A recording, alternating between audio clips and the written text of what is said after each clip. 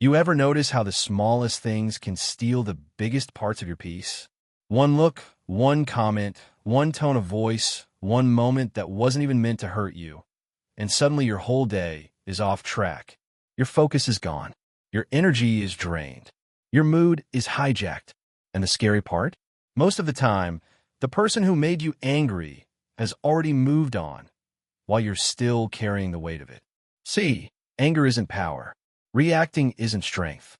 Losing your emotional balance over someone else's behavior is one of the most expensive habits you can have.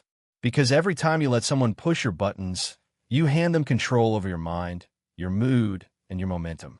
And in 2026, control is everything. This is a year where the people who win aren't the loudest, the toughest, or the most aggressive. The people who win are the ones who stay calm under pressure. The ones who don't flinch when they're tested. The ones who can walk through chaos and still keep their clarity. Because when you stop letting people get to you, you become unstoppable. You don't need to respond to every opinion. You don't need to defend yourself against every misunderstanding. You don't need to explain your worth to anyone who's committed to misunderstanding you. The moment you realize that your peace is more valuable than your pride, your life starts to change.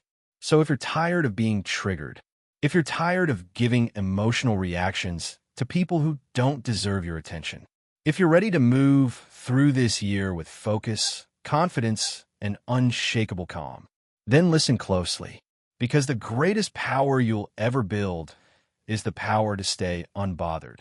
Most people think anger is something that other people give to them. They believe someone else made them mad. But that's not how it really works. Anger doesn't come from what someone says or does. It comes from the meaning you assign to it in your own mind.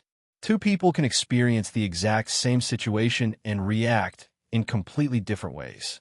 One gets furious, the other stays calm. The difference isn't the event.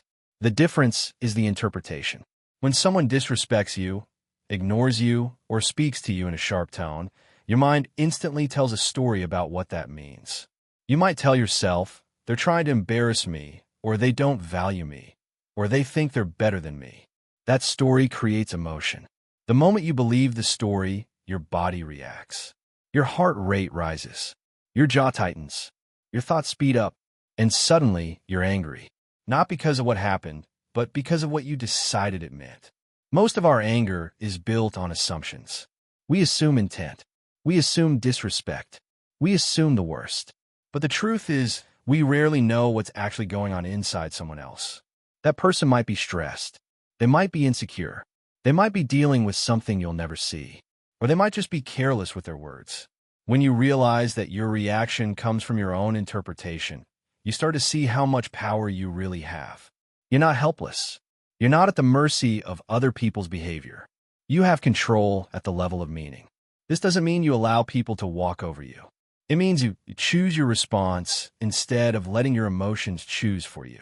You pause. You observe the situation. You ask yourself, what story am I telling right now? And then you ask, is there another way to see this? Maybe instead of they disrespected me, the story becomes they're having a bad day. Instead of they're trying to hurt me, it becomes they're speaking from their own pain. That shift changes everything. The same situation, but a completely different emotional outcome. When you stop letting your mind jump to negative meanings, you stop feeding anger. You create space between what happens and how you respond. In that space is your freedom. In that space is your power. Because the moment you understand that no one can control your emotions without your permission, you stop being a prisoner to other people's actions and start becoming the master of your own inner world, where calm is not something you wait for, but something you choose in every moment you are tested in the world we're living in now. Emotional control isn't just a nice personality trait. It's a serious advantage. In 2026, everything is faster, louder, and more demanding than ever. Notifications never stop. Opinions are everywhere. People are more reactive, more impatient, and more stressed. If you don't learn how to manage your emotions, the world will manage them for you. And when that happens, you lose focus, clarity, and direction. Emotional control means you don't let every situation decide how you feel. It means you don't hand your peace over to random people, comments, or moments. Most people live on autopilot emotionally. Something happens, and they react without thinking. They snap. They shut down. They overthink. They carry that energy into the next conversation, the next decision, the next hour of their day. Before they know it, one small trigger has ruined everything. Emotional control breaks that cycle. In 2026, the people who rise aren't the ones who never feel emotions. They're the ones who don't let emotions run their lives. They still feel frustration. They still feel disappointment. They still feel pressure. But they don't let those feelings dictate their actions. They pause. They breathe. They choose how to respond. That choice is where power lives. Anyone can react. It takes strength to respond with intention. Think about how many opportunities are lost because of emotional reactions. A careless argument ruins a relationship. A burst of anger damages a reputation. A moment of insecurity stops someone from taking a risk that could change their life. Emotional control protects your future. It keeps you from making decisions you'll regret when the emotion fades, but the consequences remain. This is why emotional control is a superpower. It gives you stability in unstable environments. It lets you stay clear-headed when everyone else is confused. It helps you move with purpose instead of impulse. When you master your emotions, you stop being pushed around by circumstances. You become grounded. You become consistent. And consistency is what builds trust, confidence, and success. In 2026, discipline of the mind is more valuable than raw talent. There are thousands of skilled people who never make it because they can't handle pressure, criticism, or uncertainty. Then there are people with average skills who go far because they stay calm, focused, and resilient. Emotional control keeps you in the game when things get hard. It keeps you steady when the noise gets loud. When you learn to govern your inner world, the outer world stops feeling so overwhelming. You stop reacting to everything and start responding with clarity, patience, and purpose. And that's what turns emotional control into a superpower, because once you master how you feel, nothing outside of you can shake who you are or where you're going. A lot of people think peace is something you're either born with or you're not. They believe some people are naturally calm, naturally patient, naturally unbothered, and everyone else is just stuck being reactive and emotional. But peace doesn't work like that. Peace is not a personality trait. It's a skill. And like any skill, it can be learned, trained, and strengthened with practice. If peace were a personality trait, then your mood would be permanent. You'd be calm in every situation, no matter what. But we all know that's not true. The same person who feels peaceful on a quiet morning can feel overwhelmed in traffic, irritated in a meeting, or anxious before an important moment. That tells us something important. Peace isn't who you are. It's what you do. It's the result of habits, awareness, and emotional discipline. Peace is built through repetition. It's built every time you choose to pause instead of react. Every time you breathe before you speak. Every time you let something go instead of carrying it around in your mind all day. Those small choices don't feel powerful in the moment, but over time, they rewire how you respond to life. You start to notice triggers without being controlled by them. You start to feel emotions without being owned by them. That's not personality. That's training. Think about someone who stays calm under pressure. They weren't born that way. They became that way. They learned how to regulate their thoughts. They learned how to slow their breathing. They learned how to separate what's happening outside from what's happening inside. That's a skill set. And the more they practiced it, the more natural it felt. Eventually, calm became their default, not because of who they are, but because of what they trained themselves to be. When you understand peace as a skill, everything changes. You stop waiting for life to get easier before you feel better. You stop blaming your environment for your emotional state. You take responsibility for your inner world. You start asking better questions like, how can I stay grounded here? Or, what's the calmest response I can choose right now? Those questions build awareness, and awareness builds peace. Peace also grows through boundaries. Knowing when to disengage. Knowing when not to explain yourself. Knowing when to protect your energy. These aren't personality traits. They're decisions. They're skills you sharpen by paying attention to how different situations affect you and choosing yourself anyway. The more you practice peace, the more natural it becomes. Not because life gets quieter, but because you get stronger. Not because people stop testing you, but because you stop letting tests shake you. And once peace becomes a skill you actively use, you stop being a victim of your emotions and start becoming the calm force in every room you walk into. No matter what chaos is happening around you, most people live as if they're required to react to everything that touches their awareness. Every comment, every look, every post, every tone shift feels like a demand for a response. But the truth is, not everything deserves your energy. Not everything needs your opinion. Not everything needs your emotional investment. Just because something reaches you doesn't mean it gets access to you. Your attention is one of your most valuable resources. Wherever your attention goes, your energy follows. When you react to everything, you scatter your focus and drain your emotional reserves. You end up tired, irritated, and overwhelmed, not because life is attacking you nonstop, but because you're letting every little thing pull you out of your center.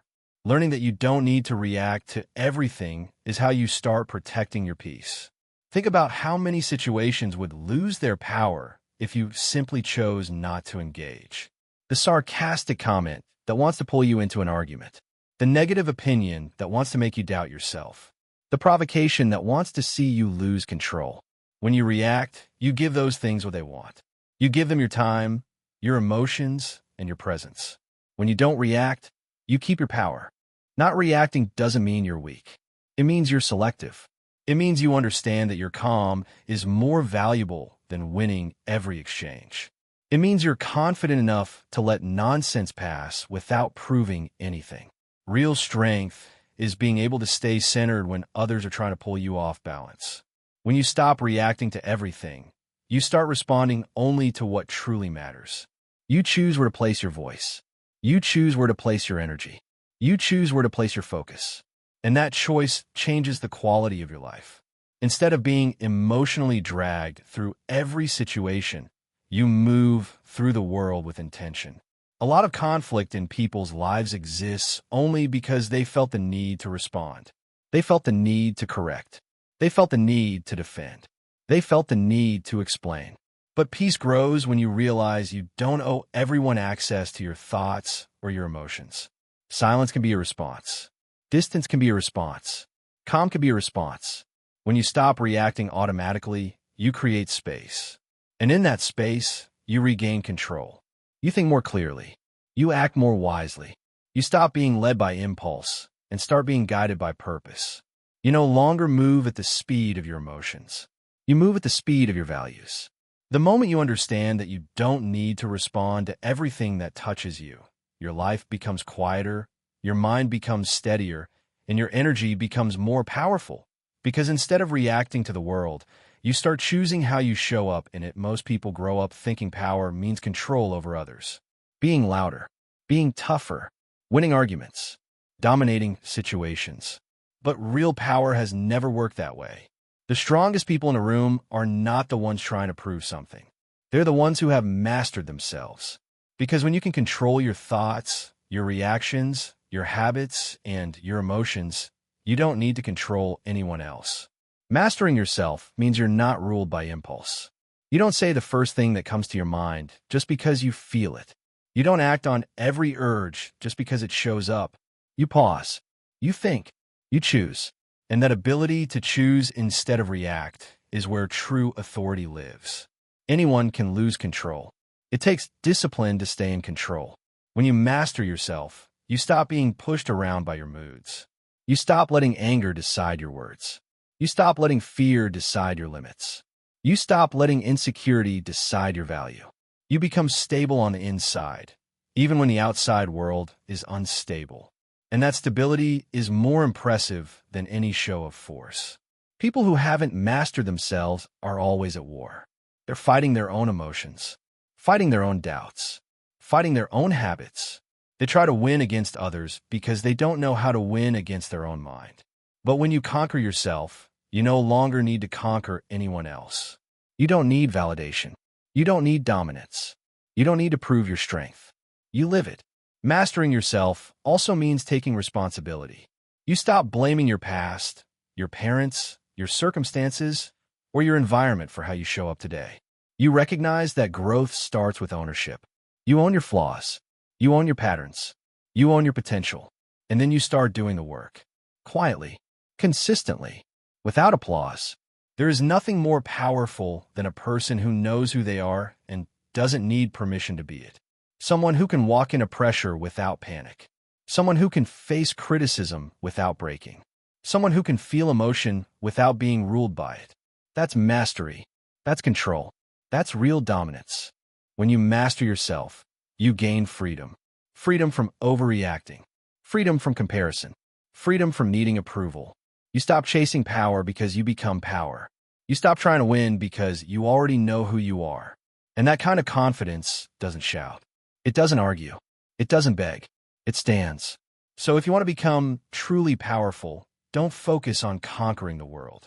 Focus on conquering your mind, your habits, your emotions, and your discipline.